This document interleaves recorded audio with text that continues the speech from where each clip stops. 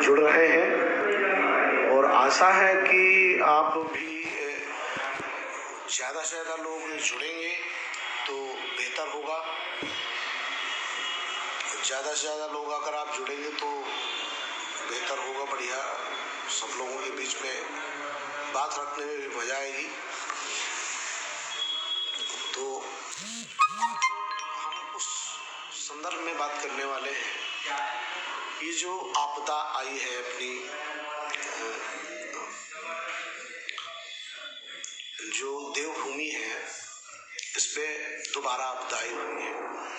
इस विषय में मैं बात करने वाला हूँ।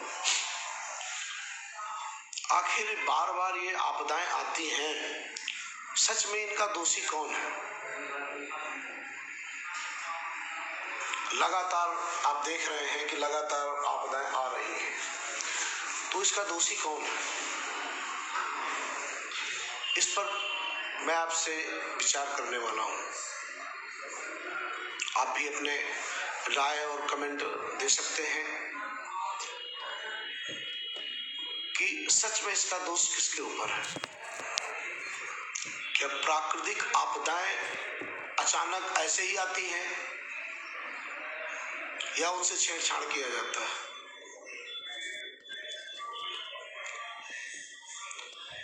इतनी बड़ी मात्रा में पहले भी आपदा आई केदारनाथ और पुनः न जाने कितने परिवार उजड़ गए, कितने परिवार के लोग लापता हो गए और न जाने कितने बच्चे इस मलबे में बह गए। एनडीआरएफ की टीम लगी हुई है, सरकारें लगी हुई है, सब है, पर वास्तव में इसका दोषी कौन है? हमें आज इस पर विचार करना पड़ेगा। मेरे हिसाब से तो सीधे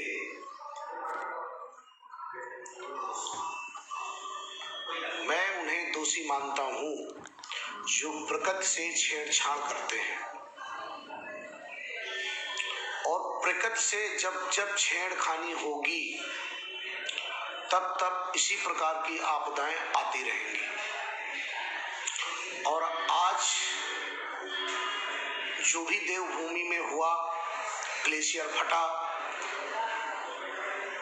उसका दोष मैं पुनः सरकारों को देता हूं। सरकार टैक्स के लालच में इतनी अंधी हो चुकी है, इतनी अंधी हो चुकी है, सरकारें इतनी सेल्फिश हो चुकी है, हम ये भी कह दें कि उन्हें किसी की कोई चिंता नहीं है। उन्हें तो सिर्फ ये है कहाँ पहाड़ तोड़े जाएं, कहाँ बालू ली जाए, कहाँ मिट्टी खोदी जाए, कहाँ से कैसे दोहन किया जाए। आज सरकारें सिर्फ इस पर लगी हैं और यही कारण है कि आज जो आपदाएं आ रही हैं उसका जिम्मेदार भी मैं सीधे सरकारों को मानता हूं। क्योंकि अभी आप अपने बुंदेलखंड को ही ले लीजिए। बुंदेलखंड में नदियों को जिस तरह से खोदा जा रहा है, जिस तरह से बड़ी बड़ी मशीनों के द्वारा मानक के विपरीत खुदाई हो रही है, उससे आप क्या मानते हैं? क्या यहाँ ऐसी स्थिति उत्पन्न नहीं होगी? आने वाले समय में मुझे लगता है बिल्कुल यही स्थिति, यही समस्या यहाँ भी उत्पन्न होगी। और जब भी बुंदेलखंड में ऐसी भयावह स्थिति होगी तो उसका दंश कौन झेलेगा, इस विषय पर भी चर्चा होनी चाहिए। क्योंकि आने वाले समय में ये दंश, इसका भोग हम आप बुंदेलखंड वासियों को ही भोगना पड़ेगा। नदियों की खुदाई हो रही है, उनके बीच में बांध बनाए जा रहे हैं, उनको बांधा जा रहा है। जो जल में जीव रहने वाले हैं वो नष्ट हो रहे हैं, पहाड़ों को तोड़ा जा रहा है, मैंने कबरई क्षेत्र में ऐसे ऐसे पहाड़ भी देखे हैं जो 40-40 और 50-50 फुट नीचे खोदे जा चुके हैं। जब प्रकृति से लगातार दोहन होता रहेगा तो इसी तरह की भयावह स्थितियां, पर्यावरण का सीधे सीधे संतुलन बिगड़ जाना ही ऐसी आपदाएं आती रहती हैं। और यही हुआ।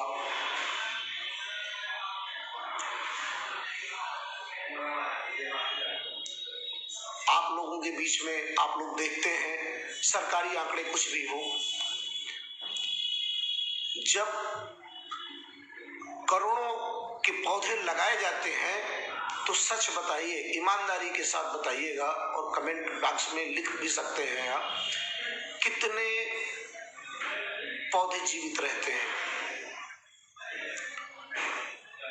सरकारी आंकड़ों में, सरकारी किताबों में, सरकारी फाइलों में करोड़ों के पौधे लगाए जाते हैं, पर बचते कितने हैं? मुझे लगता है उनकी गिनती सैकड़ों में होगी। सैकड़ों के पेड़ लगाए जाते हैं, काटे कितने जाते हैं? लाखों में। पहाड़ों का दोहन, नदियों का दोहन, वृक्षों की कटाई। हम विकास कर रहे हैं या हम विनाश को निमंत्रण दे रहे हैं? इस विषय पर भी हम लोगों को सोचना पड़ेगा। कहीं हम अपने लिए खुद ही ऐसी खाई तो नहीं खोद रहे जिसमें हमें एक दिन दफन होना पड़े? इस विषय पर हम लोगों को विचार करना पड़ेगा। हमारा क्षेत्र है, हम लोग यहाँ रहते हैं, तो ये विचार भी हम लोगों को करना पड़ेगा। ऐसा नहीं है कि विचार यहाँ दिल्ली में बैठे लोग या लखनऊ में बैठे लोग करेंगे। मुझे नहीं लगता, हम लोगों को ये विचार करना पड़ेगा। आज देवभूमि में जो भी त्रासदी हुई है, कौन उस त्रासदी को झेल रहा है? वहीं के लोग झेल रहे हैं, आसपास के लोग झेल रहे हैं। तो अगर इस त्रासदी से बचना है तो हम सब लोगों को अवैध जो भी नदियों को बांधा जा रहा है, पहाड़ों की खुदाई हो रही है, जो भी ये अवैध तरीके से दोहन प्राकृतिक हो रहा है प्रकृति का, और हमारे प्रकृति का संतुलन लगातार बिगड़ता जा रहा है। कभी बाढ़ आ जाती है, कभी कभी तो ये स्थिति होती है कि 2-2 साल तक सूखे की स्थिति उत्पन्न हो जाती है और बारिश नहीं होती। वो बारिश जब नहीं होती तो उसका दंश भी हम आप लोगों को झेलना पड़ता है, सूखे की स्थिति को हम आप लोगों को झेलना पड़ता है। सीधे इसका संबंध पर्यावरण से है, और पर्यावरण को सुधारने के लिए एनजीटी बनी हुई है। एनजीटी ने बहुत सारे नियम लगाए हुए हैं, परंतु वास्तव में क्या एनजीटी के एक भी नियम का पालन हो रहा है? इस पर भी विचार करना पड़ेगा, चर्चा करनी पड़ेगी। मैं इसी चर्चा को आगे बढ़ाते हुए बेबाक राय में पुनः एक बार कहता हूं कि प्रकृति से छेड़छाड़ मत करो। अगर प्रकृति से इसी तरह छेड़छाड़ होती रहेगी तो आने वाली पीढ़ियों को बचाना मुश्किल हो जाएगा, क्योंकि ये क्षेत्र हमारा है। अगर नुकसान भी होगा तो हम ही आप लोगों को होगा। इसलिए पहल भी करनी है तो हमें आप लोगों को करनी होगी।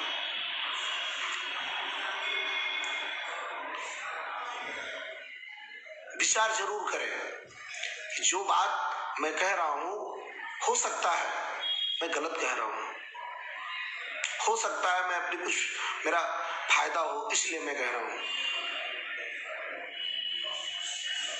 तो इसके लिए आपको जवाब देना पड़ेगा। आपको कमेंट बॉक्स में लिखना पड़ेगा कि नहीं मैं गलत बोल रहा हूं। प्रकृति का दोहन जिस तरह से हो रहा है, इसको रोकने के लिए बहुत कुछ सबको करना पड़ेगा, और अगर नहीं किया गया तो तो आने वाले में समय में जीव जंतुओं भर को दिक्कत नहीं होगी, हमें आपको भी दिक्कत होगी और उस दिक्कत को हमें आपको झेलना पड़ेगा निश्चित तौर से। इसलिए प्रकृति के संतुलन को बिगाड़ने वालों के खिलाफ हम लोगों को अपनी आवाजें उठानी पड़ेंगी।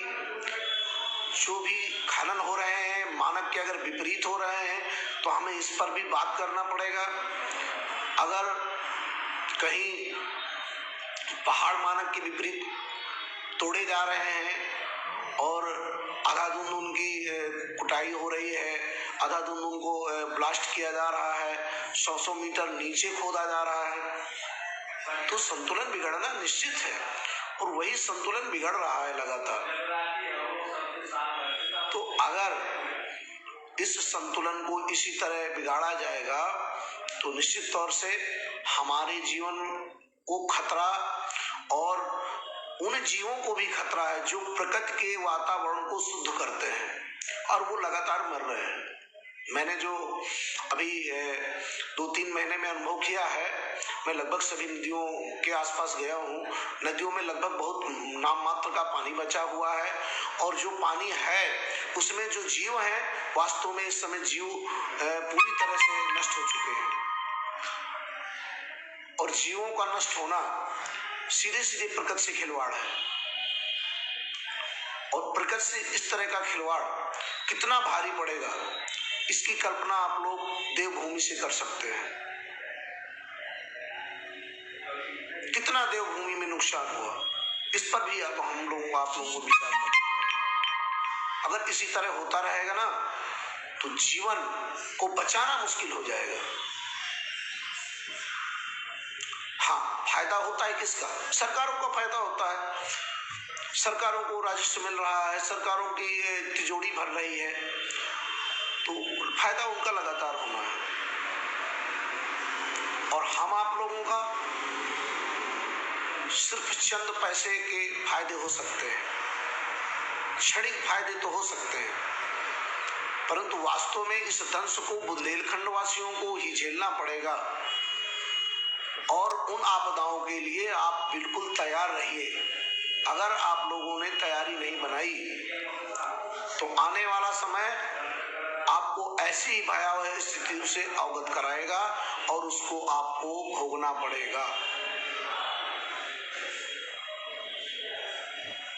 धन के लालच में क्योंकि जितने भी खनन माफिया हैं, मैंने जो देखे हैं खनन माफिया जो भी खनन का व्यवसाय करते हैं वो ज्यादातर अदर प्रांतों से है या अदर जगह से है।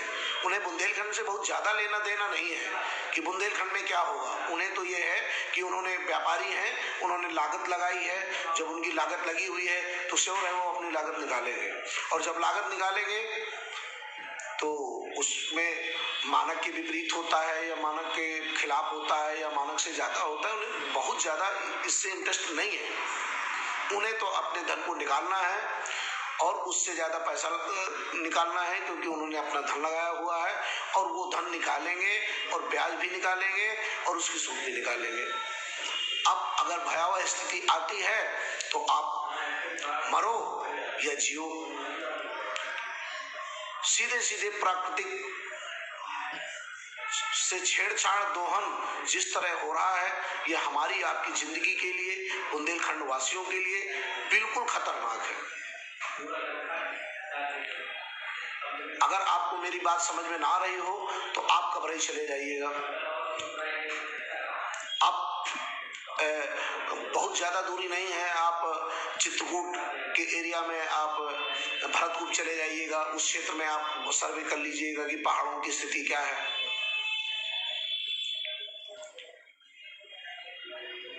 तो जहां जहां प्राकृतिक दोहन जिस तरह से हो रहा है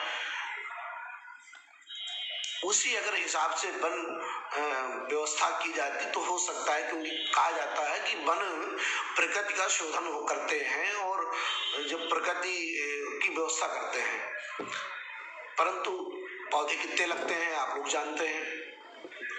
आंकड़े कुछ बताएं, आंकड़े करोड़ों के बता सकते हैं, पर वास्तव में सच्चाई क्या है?